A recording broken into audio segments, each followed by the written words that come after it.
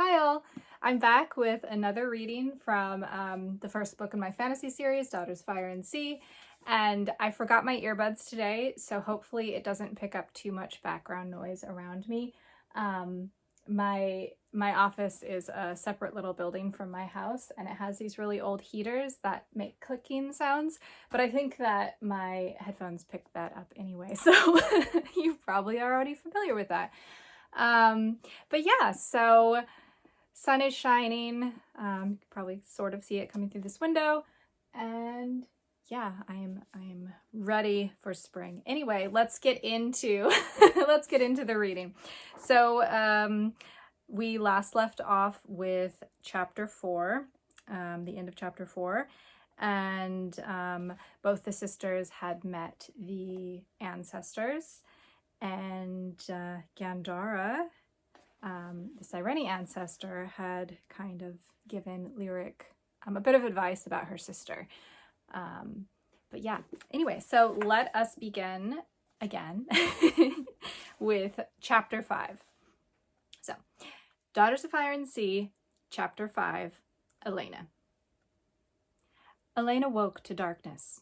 She blinked, staring at the unfamiliar ceiling, her nerves thrumming. She listened to the sounds around her, keeping still, orienting herself. Everyone was asleep, their breathing deep and slow.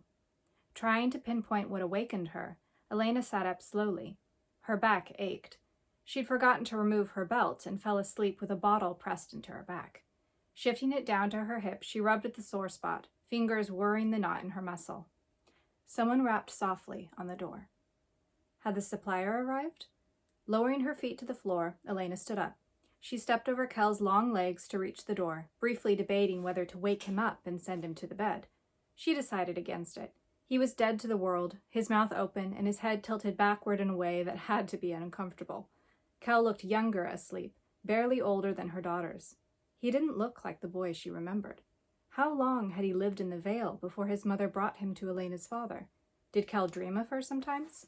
He claimed he couldn't remember her or the day in the keep, but he should have. Had Elena's father done something to him? Her lips twisted. How many marks had her father left on Kel's life? The tap came again, and Elena blinked, pulling back from her memories. She bent down to grab the dagger in her boot and reached for the door. Hand wrapping around the iron handle, she opened it and stared into the hall. A short man stood in front of the door, and he touched the brim of his tall purple hat as their eyes met. "Pem, supplier of bits and baubles and anything else you may need," he said. He was shorter than Lyric and Runa by a full handspan, and had bright orange eyes and curly black hair that stuck out from beneath his hat in every possible direction. "Hi, Pem," Elena said, smiling despite herself. It was impossible not to when faced with such a friendly, mischievous grin. "My companions are sleeping, but halls have eyes." She nodded at the walls. "Perhaps we can conduct business quietly inside the room?" "Of course, not a problem," Pem said, bobbing his head and adjusting a long canvas bag on his shoulder. Elena shifted sideways to open the door wider, and Pem slipped in through the gap.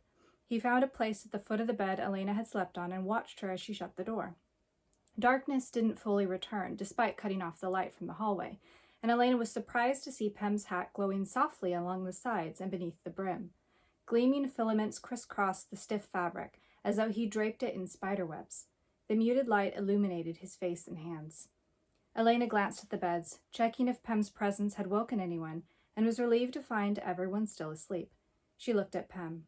"We need cloaks, warm enough to sleep in on the road, and boots for my girls if you have them, and food and water for at least several days." Pem nodded and looked at Lyric and Runa. "I may have something that will fit the lasses," he said softly. He glanced at Kel. "The boy?" Elena eyed Kel's clothing. "He has a cloak already," she said. He was a bit sad to lose his staff, though. "Ah," Pem said, grinning. He removed the bag from his shoulder and set it on the ground, loosening the cord around its neck. "And," Elena said, "we need a soul worm." She'd fallen asleep wondering how to find her daughter's body, and a soul worm had appeared inside her dreams. Pem's eyebrows lifted into his hair, and then he grinned delightedly. "Ah," he said, looking towards the girls. "It just so happens that I received one earlier today in trade." "How fortunate," Elena said. Her eyes narrowed, a tad suspicious, but then suppliers always did seem to have what you were looking for, and often things you were not, but would ultimately need. Pem opened the bag and reached inside, his arm disappearing to the shoulder, and then he pulled out in rapid succession 2 heavy gray cloaks, 2 pairs of softly glinting boots, a staff that nearly reached the top of Elena's head, and a small cage. Despite herself, Elena was surprised and eyed the bag with a small measure of awe as Pem placed the items carefully atop her bed. The bag didn't seem big enough to hold much, certainly not a staff for a grown man. "Are those wanderer boots?" Elena asked, leaning closer.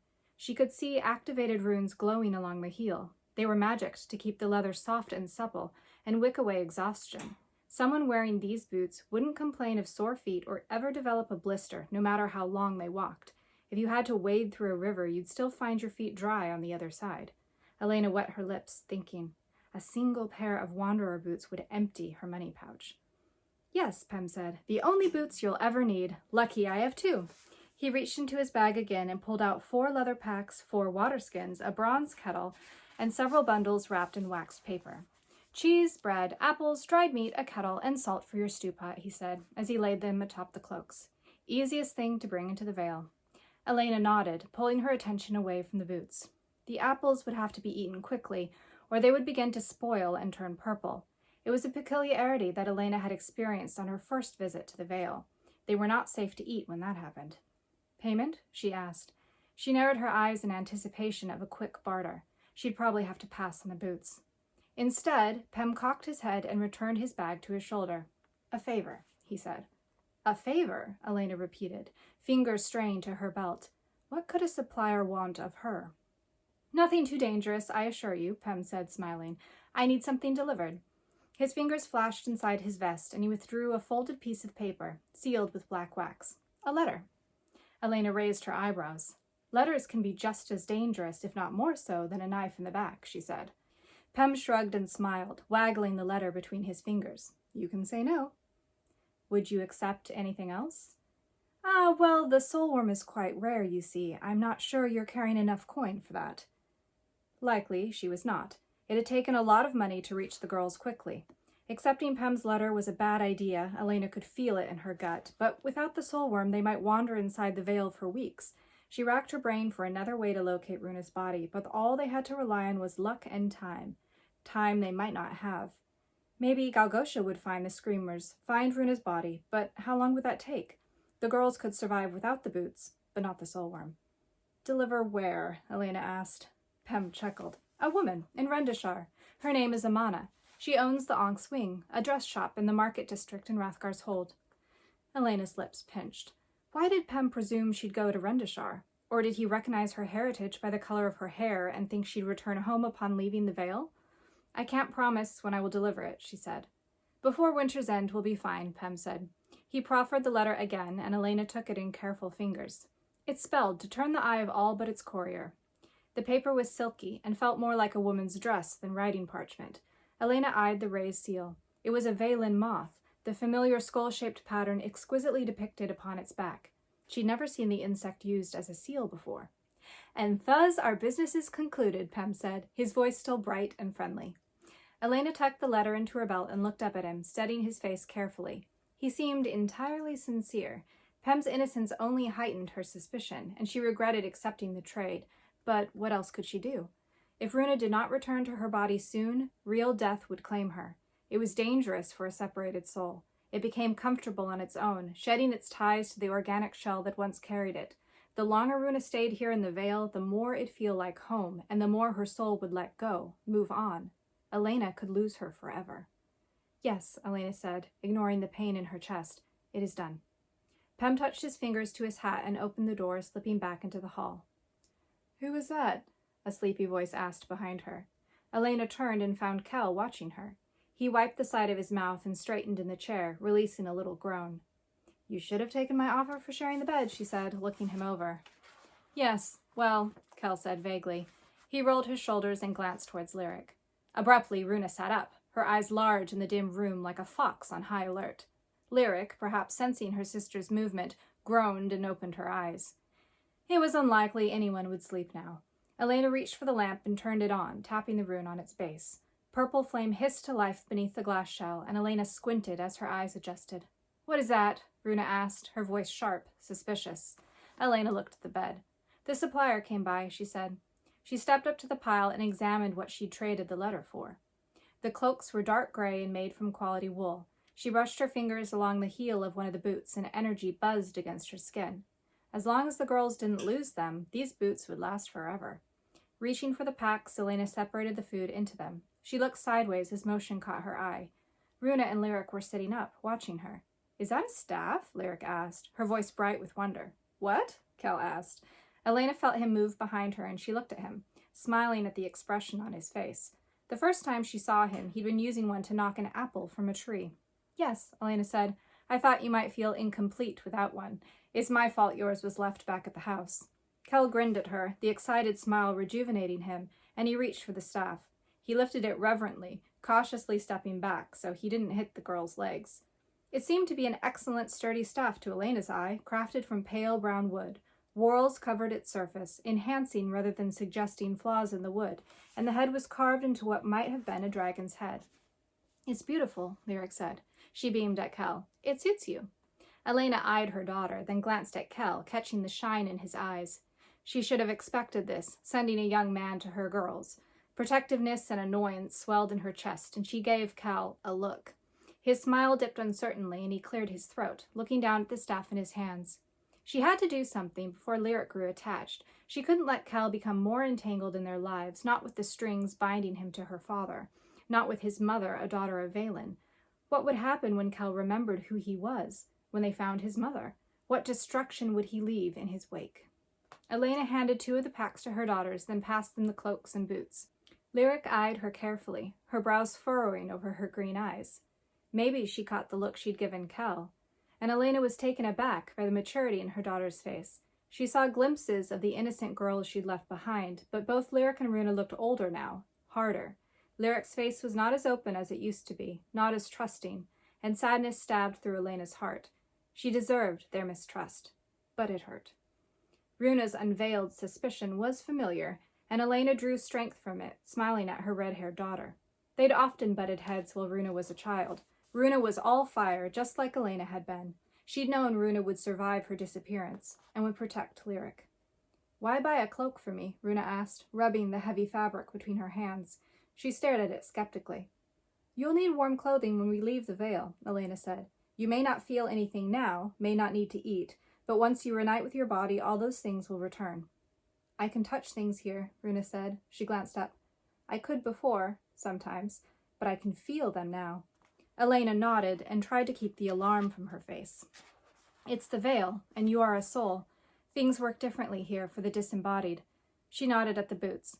"Put them in the pack. You should be able to carry it. If not, one of us can." "I can," Runa said, her chin jutting out. "Mama, have you ever dreamed of anyone well here?" Lyric asked without looking up. She was changing her boots for the new ones. "Dreamed?" Elena asked. She raised an eyebrow. "Yes, sleep works much the same here." Runa glanced at Lyric, her eyes intense, and something passed between them. Elena wanted to see if Lyric would ask anything further, but before she could prompt her, Kel pointed at the small wire cage. "What is that?" he asked. Elena turned her head and reached for the cage, lifting it in her hand. Something black curled inside. "It's a soul worm," she said. "It will help us find your body, Runa." She grimaced apologetically. "I'm afraid you'll have to eat it." Runa looked at her. "Eat it?" she asked. "Is that even possible?" "Yes," Elena said. "It's not like eating food, more like swallowing magic, something incorporeal." "It looks fairly real to me," Runa said. "The soul worm needs to become part of you to know what's missing. You should get a feeling inside your gut, tugging you in the direction you need to go. That's how we'll know where to start looking," Elena said. "It doesn't look too big," Lyric said, earning a glare from her sister. "Any other suggestions?" Runa asked, addressing the room. "Not unless you know a god," Kel said. Runa huffed at him. Lyric laughed and covered her mouth. Sagging, Runa reached forward and snatched the cage from Elena's hands. "Fine," she growled. Ripping off the lid, Runa reached inside with her thumb and index finger and pulled out the worm. She raised it, glaring and grimacing as it hung limply from her fingers. It was not thick, but it was long, and Runa's face blanched. The worm was thin and black, with an odd rippling pattern on its slick back that glowed purple. It had no visible eyes, and its mouth was a tiny flesh-covered hole that fluttered like delicate vellum. "Oh," Lyric said.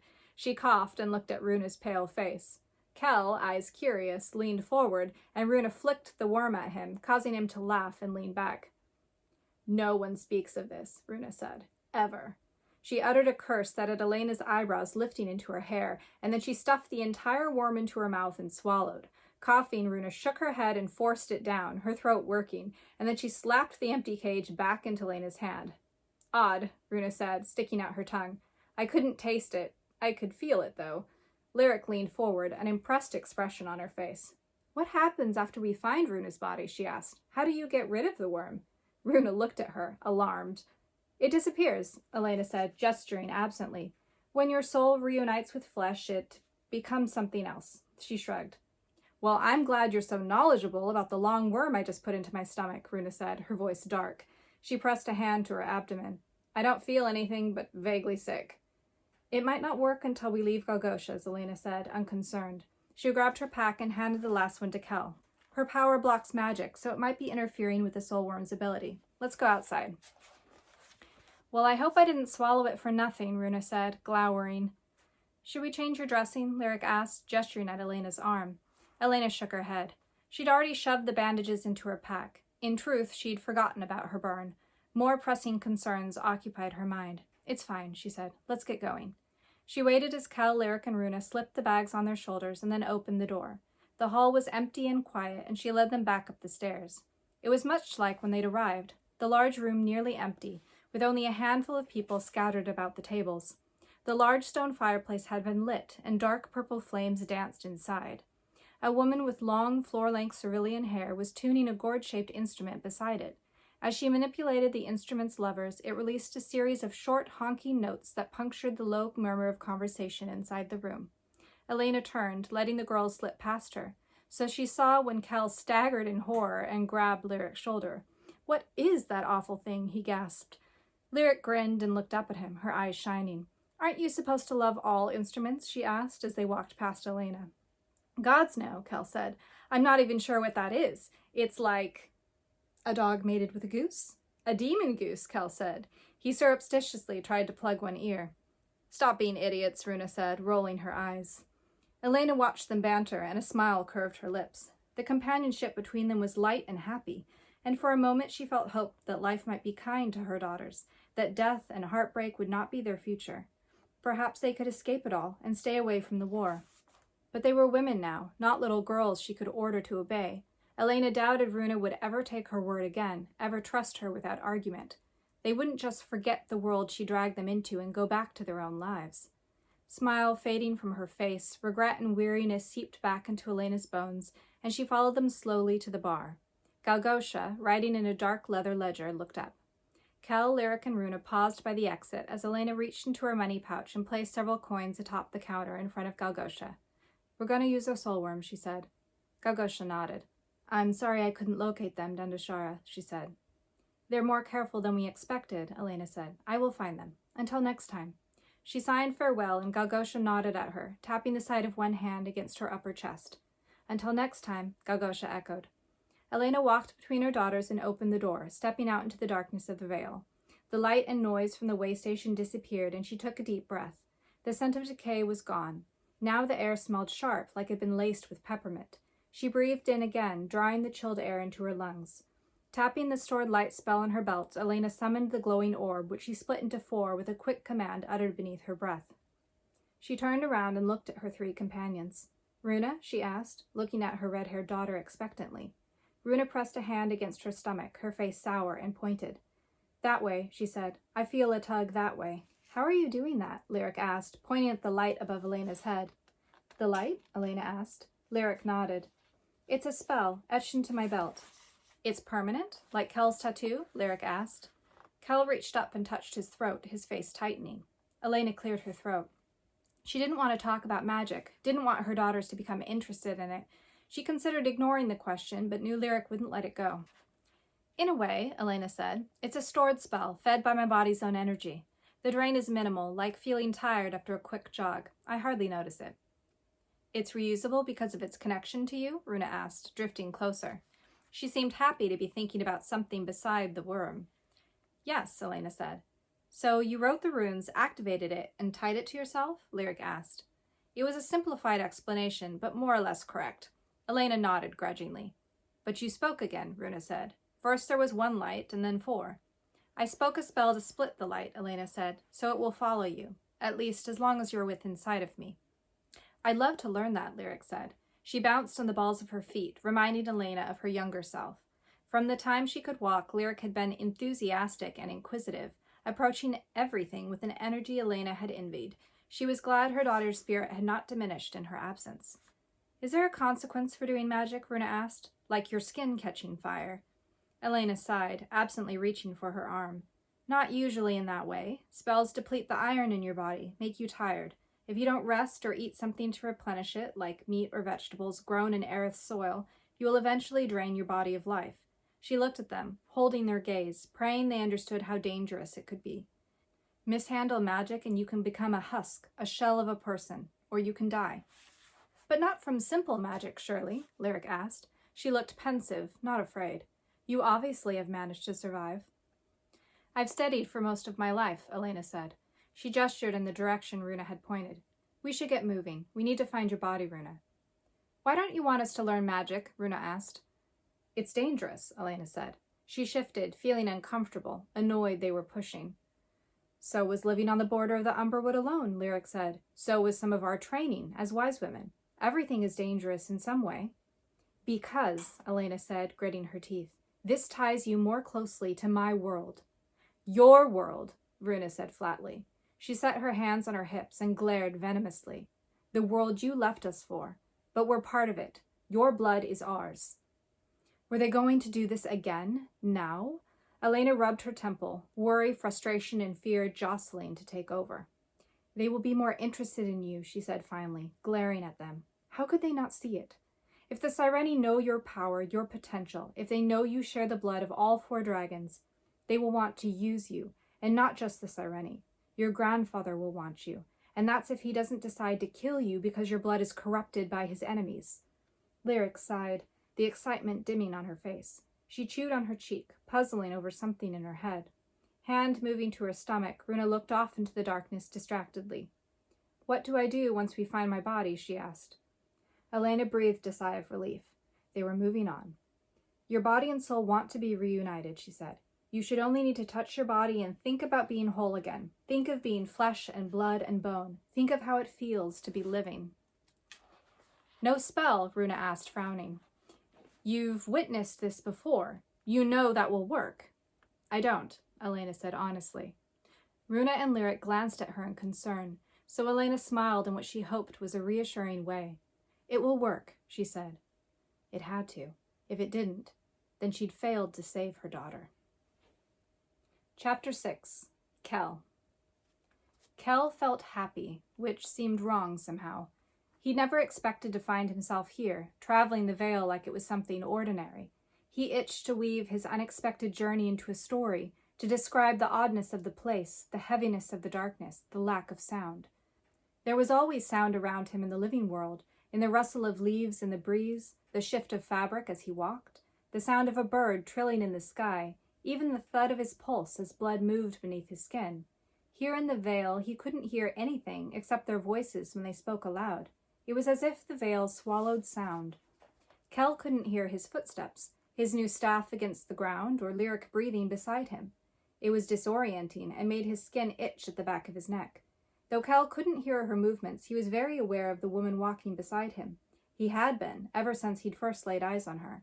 Looking down, he caught Lyric's eyes, and happiness flared inside his chest as she smiled. It felt like he'd walked into a beam of sunlight. Smiling back, Kel felt his body relax and his steps lighten. His reaction to Lyric was unexpected and unplanned. Kel thought it'd be a simple thing, checking on Marlena's daughters. No, Elena's daughters. He'd had no idea who she really was. A part of him felt betrayed. He thought they'd been close, at least as close as they could be when she'd seen him at his worst. Elena had known how hard he'd tried to get the tattoo off his neck. She'd even gone with him when he'd tracked down a secretive practitioner of Valanian, begged for help in a dirty alley. When she suggested getting him into King Rakarn's library, Kel had assumed she was either a member of the household or some minor relation.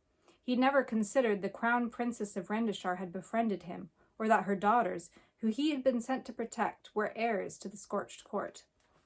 Despairingly, Cal studied Lyric from the corner of his eye. Her heritage alone was a reason to abandon the idea that he could share something with her, have a future. Lyric had royal blood. She could rule Rendishar one day, and Cal was nobody. He was a songsmith without lands or family, and yet he found himself drawn to her smiles and laughter and kindness. Lyric was like a balm on his soul, a reminder that there was light in the world, that maybe he wouldn't have to be alone. Lyric was beautiful, her delicate face always open and curious. Her emotions flickered easily through her eyes and in the curve of her mouth, as though she were incapable of hiding them. She blushed easily, too, and Kel found himself enchanted by it, and how her eyes shifted in color, darker when she was upset and lighter when she was happy. I need to walk away, he thought, sneaking another glance at Lyric as they walked. I need to leave before something happens. Smile fading, Kel reached for his throat, feeling as though the tattoo that bound him was tightening. It was not. He was not thinking of Thenda. He was not trying to recall those memories of whatever he'd witnessed, and yet it prickled his skin anyway. Everyone around me dies. Mother's dead. Father's dead. Kel's stomach hollowed, and he looked away from Lyric into the dark, hiding his face, not wanting her to see the pain in his eyes. Tragedy had not first struck him in Thenda on the day everyone died. No, he'd been unwanted long before that. His birth mother feared him for reasons he didn't know. Kel hadn't told Lyric that. He hadn't told her that the mother who died, that he'd lost, hadn't given birth to him. He hadn't told her that the people who should have loved him had bound and discarded him. Thenda was not his only silencing. He thought about the tattoos on his back, about his scars. The emptiness that had been his companion for the last 13 years returned like a stone inside his stomach. Something caught his eye in the darkness, and Kel squinted after it. Was that a house? He blinked, trying to focus, and when his eyes opened again, it was gone. Had he imagined it? Kel? Lyric asked, her voice sweet. Her hand brushed his, and heat returned once more beneath his skin, chasing away the miserable thoughts inside his head. Kel looked at her, putting on his songsmith face, tucking away the sadness and hopelessness beneath a pleasant smile. You were far away just then, Lyric said. I was thinking about my mother. Kel hadn't intended to say anything, but he wanted to confide in her. His answer was partly true. He had been thinking of his mother. Lyric's eyes filled with sympathy, and she touched his hand more purposefully, flushing when he threaded her fingers through his and tugged her closer. He should let her go, but he couldn't. Abruptly, Kel's boots sank into the earth. He stopped, staring at his feet in confusion, and Lyric stopped in surprise beside him. The sand had vanished, replaced by thick black mud. Lifting his head, Kel looked to the side again, searching for the house he'd seen, and instead found sickly gray trees, empty of leaves, thrusting up from the earth like skeletons. Those are new, he said, feeling a prickle of unease. This happens sometimes, Elena said. She and Runa had both stopped and turned to face them. Kel released Lyric's hand automatically, wondering if Elena had noticed their closeness. Elena's eyes flickered over him and Lyric, but she merely curled back the sleeve on her unbandaged arm and ran her fingers over a twisting line of mage runes tattooed across her forearm. The runes shimmered and seemed to shift beneath her skin as if alive. Greetings, travelers. A woman's voice, low and husky, came from the darkness to Kel's left. Kel's heart spasmed in his chest. Relieved he hadn't jumped or yelped like Lyric, he turned, back straight, staff stiff in his hand. 3 women were standing about 50 paces away, illuminated by light that glowed over their heads like a tiny suspended moon. They were tall and muscular and wearing a mix of black leather and scale armor that covered everything except their arms. Tattooed runes glinted green from their wrists to shoulders, the symbols shifting in a way that made Kel feel vaguely sick to the stomach.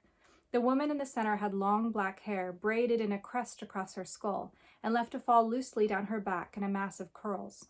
Her face was scarred, but her pleasant smile softened the menacing way the old wound tugged at her skin.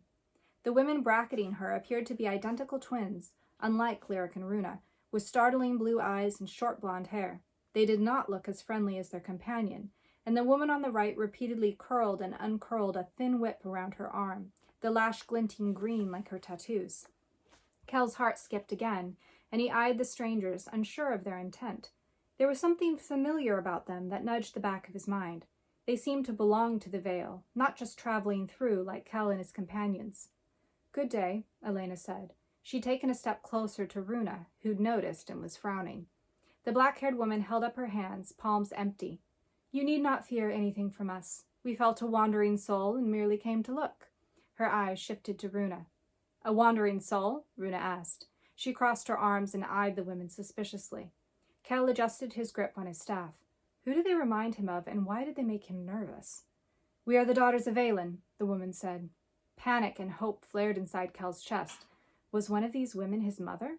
Elena had told him what she'd seen as a child, about the winged woman who'd brought him to King Ricarn.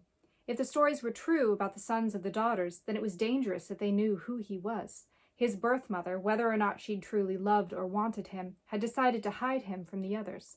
Kel wanted to ask if they recognized him, but was terrified of what might happen if they did. Swallowing, he prayed his emotions weren't visible on his face. Lyric looked at him and moved closer, a wrinkle between her brows. Vaelin's daughters? Runa asked. Wights who take the souls of warriors to Vaelnorn? Warriors? Lyric asked. She looked away from Kel, eyes bright with interest. Does that still happen? The black-haired woman inclined her head. Not as often as the days of the god and demon wars, she said, smiling. I am Vara. These are my sisters Belain and Dashar. Her green eyes shifted between the four of them, lingering on Kel. Kel forced himself to smile, repeating their names in his head. Did Vara recognize him? Did she know his mother? I'm Kel Laresha, he said, bowing slightly, songsmith of the Emerald Tones. His voice did not betray the maelstrom inside him. Lyric touched his arm, and Kel looked at her distractedly, not understanding the direct look she gave Vara. I'm Lyric said, and this is Runa, and I'm Dandashara, Elena said. Vara raised an eyebrow and shifted her eyes back to Lyric and Kel, dismissing Elena. There's a darkness around you, she said. A chill settled across Kel's shoulders, and he felt Lyric tighten her fingers on his arm. He worked to keep his face calm, his eyes unconcerned. Did Vara know? Would she tell the others? Were they going to kill him? Kill Lyric, Runa, and Elena for being with him? All three of the daughters focused on Kel and Lyric, their bodies growing still. It was unnerving, like being stared at by large birds of prey. Kel's pulse quickened, and he wet his lips.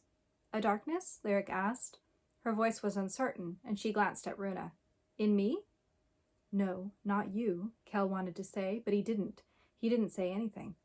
Vara's eyes burned with focus, looking through Kel as though to the bones beneath his skin.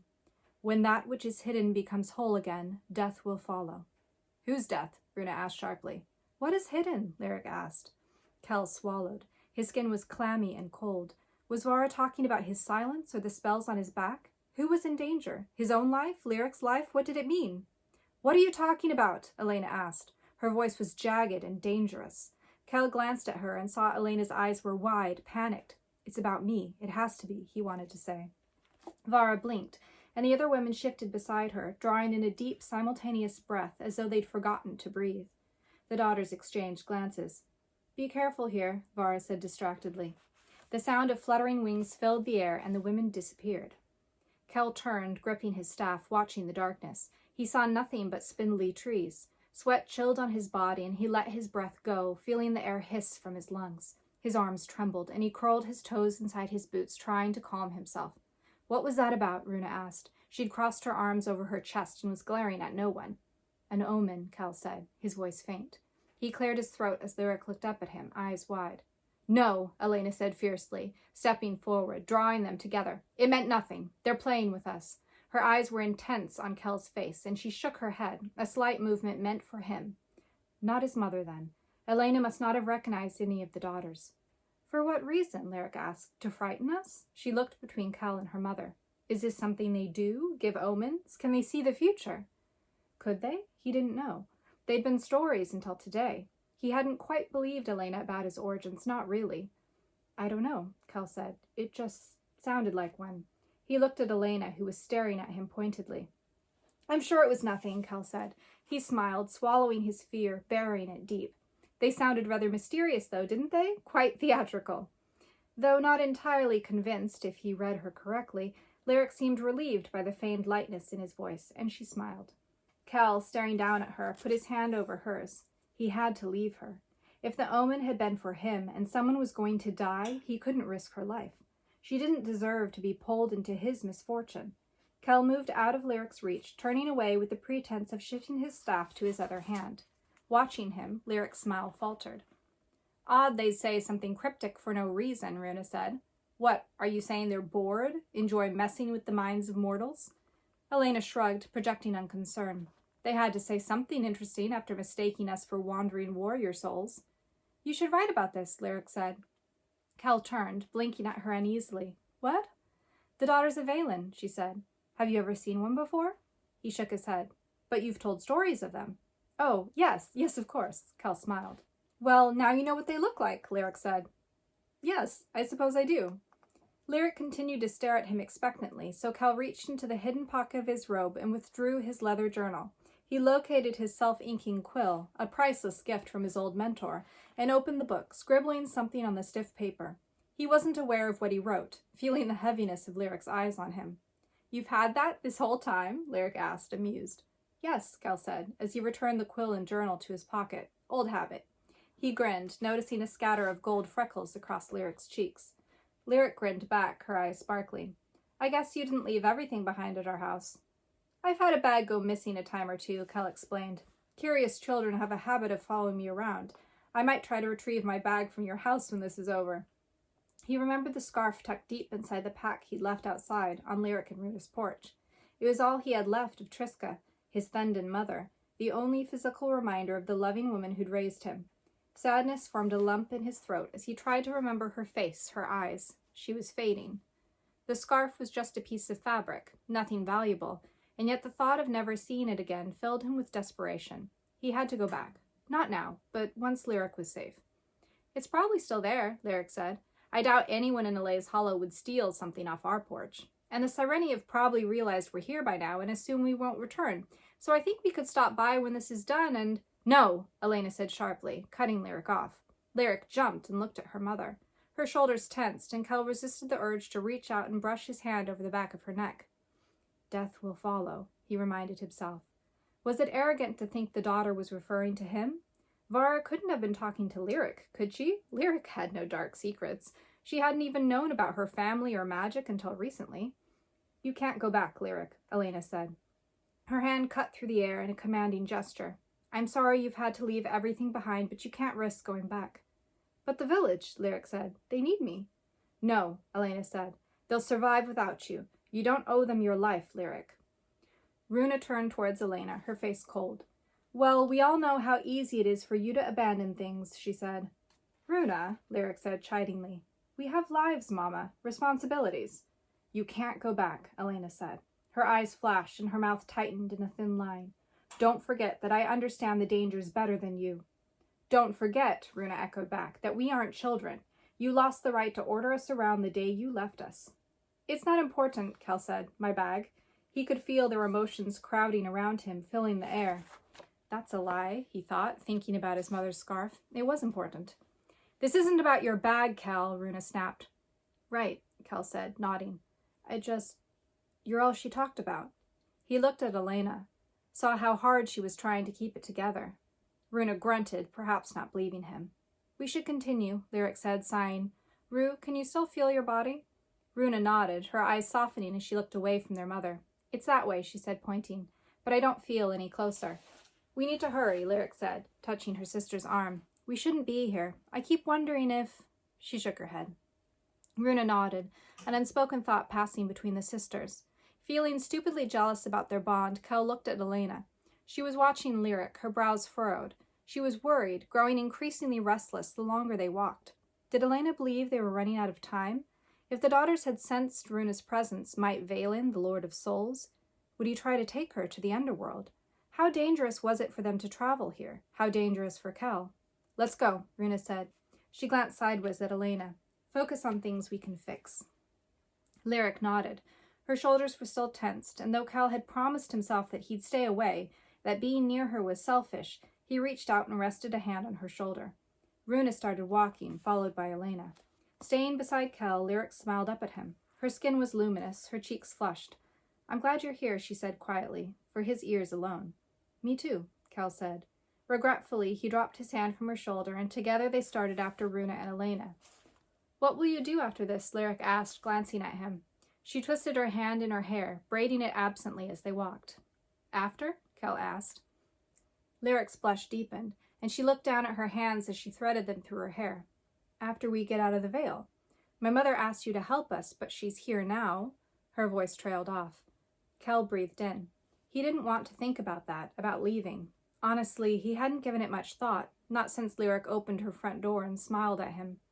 I was going to go to Rathgar's Hold, he said, in Rendishar. Oh, yes.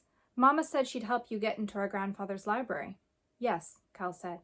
He wasn't exactly sure how, considering Elena didn't want to see her father. Lyric looked at him, a quick flash of her eyes, and then began to unravel her hair. Maybe that's where we'll go too, she said, her voice light. Kel felt a thrill dance through his body. To Rendishar? Kel asked. Is that wise? He winced, hoping she wasn't offended. He hadn't meant to imply she couldn't make her own decisions. Lyric raised an eyebrow, but didn't seem upset. Well, Mama promised to help you, and I can't imagine her leaving us, not now, so what other choice is there? Is that what you want? To go to Rendishar? Kel looked at her curiously. Despite everything Lyric had heard about the war, about the Sareni, about her grandfather, she hadn't been scared away. Yes, I do, Lyric said. Her eyes grew distant, and she looked away as if seeing something beyond them. I worry about our home, our village. There are people who depend on me, on my help. I know they'll be fine. Of course they will, but I wish I didn't have to abandon them. I wonder if they'll look for us. It wasn't exactly your choice, Kel said. No, Lyric said, lips turning up at the corners, but I also can't stop thinking about the war, about people dying over land, over old grudges. If I can do something, if I can maybe change our grandfather's mind. Trying to save the world? Kel asked. Lyric flushed. Obviously, I can't save everyone, she said, and perhaps it's foolish to think I can do anything, but we're from both sides. She looked at him, her eyes bright and hopeful. We're proof that Rendisharans and Sareni don't have to hate each other. They can choose love. Lyric was so earnest, so inspired, and as Kel watched her, he could imagine the possibility of a brighter future. Maybe she could change something. Maybe life didn't have to end in blood and death. What? Lyric asked, flushing a bright red. Why are you looking at me that way? Kel grinned. You're inspiring, he said. Or delusional. They grinned at each other. Lyric's shoulder brushed his as she shifted closer, and Kel found himself grabbing her hand. Touching her was starting to feel right, familiar. What are you doing, Kel? He shoved the thought away. He could worry about it later, once they were back in the world of the living. Perhaps things would feel different there. And I think we'll stop there. So now we are at the end of chapter 6, and they are still in the Vale, getting closer to figuring out how to help Runa. And yeah, so now we get to hear from Kel's side, so you got to learn a little bit more about the Songsmith and how he will be an important part of the story. Yeah, I am still hard at work on the 3rd book, so definitely by the time I get through reading these for you, it should be done and out there so we can continue. And as always, if you get impatient with the pace, you can find links to the book to get ebook, paperback, whatever, on my website. Thanks for listening, and I hope that you have an awesome rest of your day. Bye!